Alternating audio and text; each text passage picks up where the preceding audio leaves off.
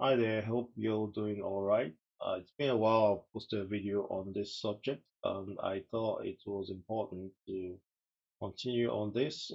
So I'll sort of show you where I stopped the last time. That's a reference image for the Titanic model.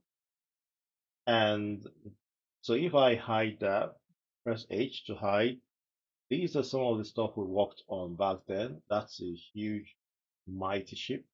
These are characters just to give us some reference point to understand what size we're looking at. So if I click on that character and press the dot key, takes me straight to a character. You can see the other two characters that they're all from Make Human application. So I'll just to 4.4. You notice that a few things are a bit different. So I'm just going to enable screencast keys, close that. I click on this and click on screencast keys, and it's showing down there. Next thing I'll do is look at what we've done before. That's the model, that's the ship. Then if you remember in one of the videos we created a crane and then we created the boats, and so essentially this gets duplicated across the ship.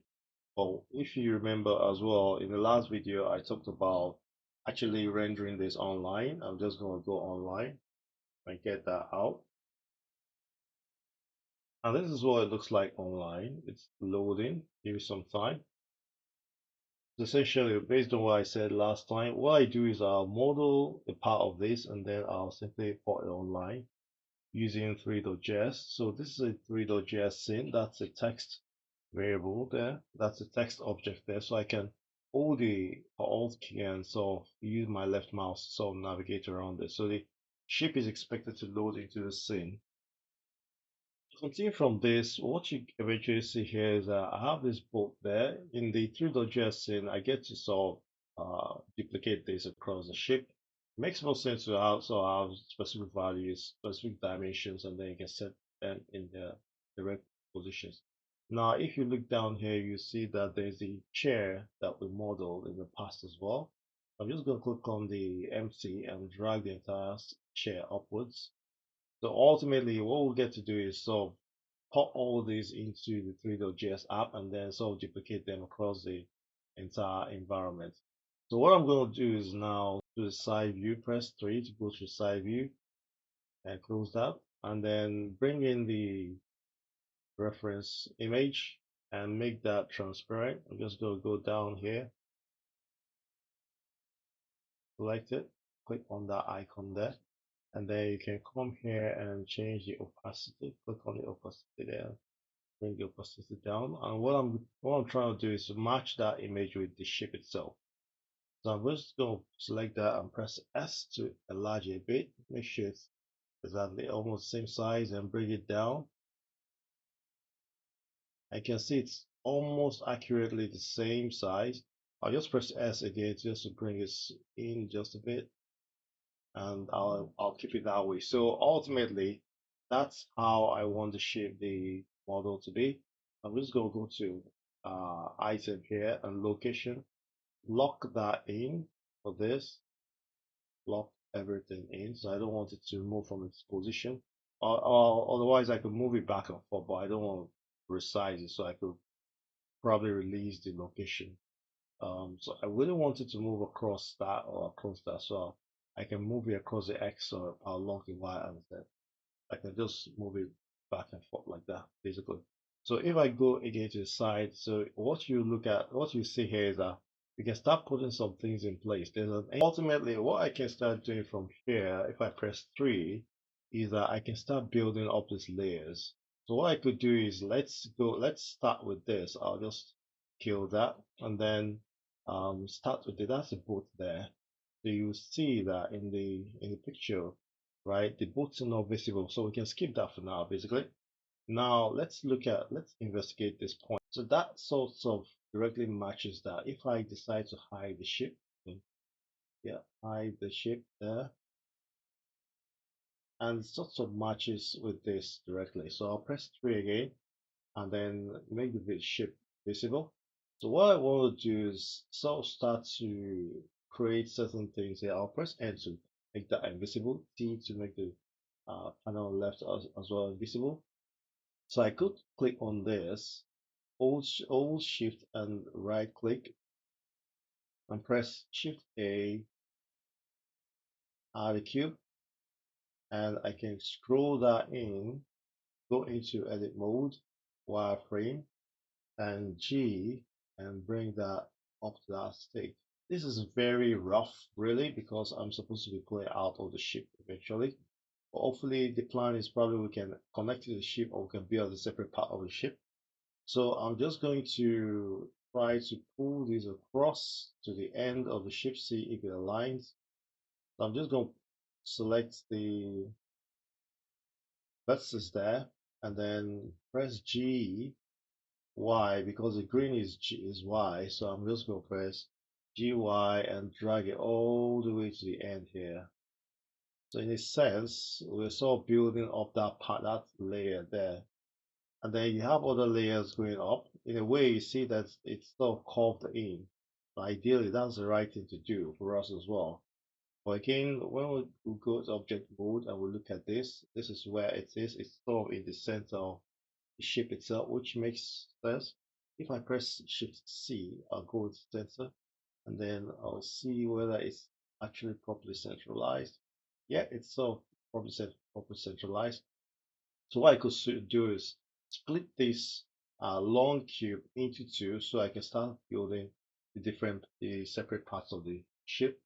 So I could tap into edit mode and go into select the front view there, press the dot key, go there, press Ctrl R and click, left click twice, and then you split that long cube into two. So what you could do is press one, go into front view, select this side, press X and delete the vertices, and then tap into object mode. The other thing you probably want to do is to add a mirror modifier, and then you have the second part of the shape loading. So what you see now is that we sort of started with a cube. It's sort of with the shape. If I go down there and go in there and sort of do a render, let's see what it looks like. It sort of gives you an idea of what the room looks like. I'll go into EV, so that this sort of makes it clearer. This is what the plan for the room, this is what it looks like. System is dragging. So these are supposed to be by the wall, more like details are supposed to be by the wall. So we're looking right into the middle of the ship at this point. So what you'll see is that now we have this sort of cube here. And when we go to the right side, we'll press 3.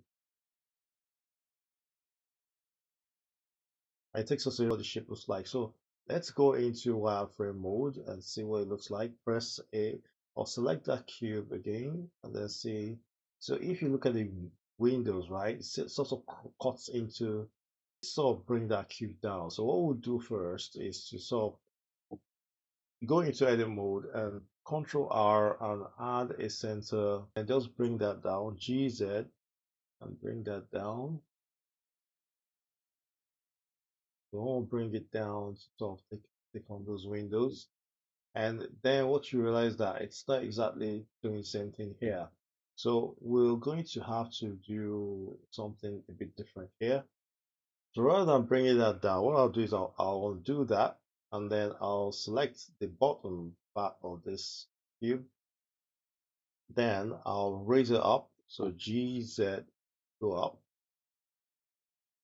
And we'll extrude this. So I'll press E and bring that down for the windows. And then what we'll do is that we'll sort of come into the side view and bring that up a bit.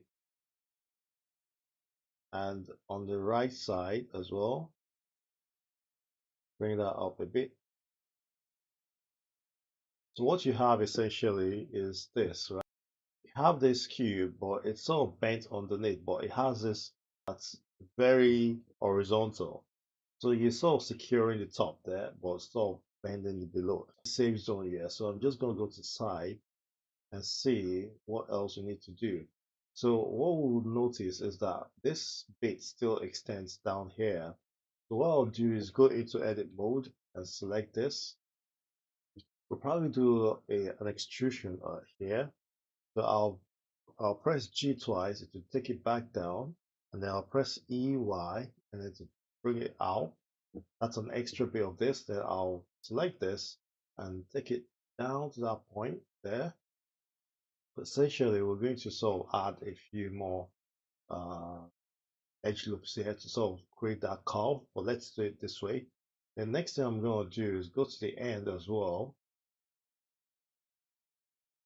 and do this, the same thing. I can see this that the top here doesn't seem to align with our cube in a sense. It sort of needs to bend as well.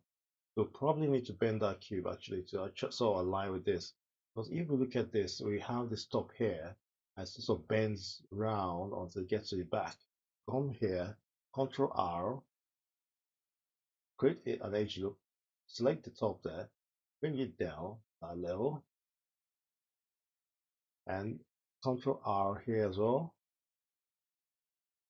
Just put it in the center, bring it down to that level, and then on this side, Control R. Well, we don't have to do Control R here yet because we have one in center here to bring it down. And then here, I think what we need to do here is bring this up and probably add one more here, Control R, and then select this and then bring it down. And then what you also want to do is look at this end. It needs to break out as well. So I'll just press G twice, take it backwards, and then EY extrude out. And then what I can do, select this and bring it out, just open a curve. And then what you now have is it's not so straight, it's curved, sort of curved around, forming the shape of the ship. Yeah, so we'll stop here in this video, and then next video we'll sort of continue with reshaping this bar to sort of fit into the shape of the ship. Thanks for watching. I'll see you next video. Cheers, bye.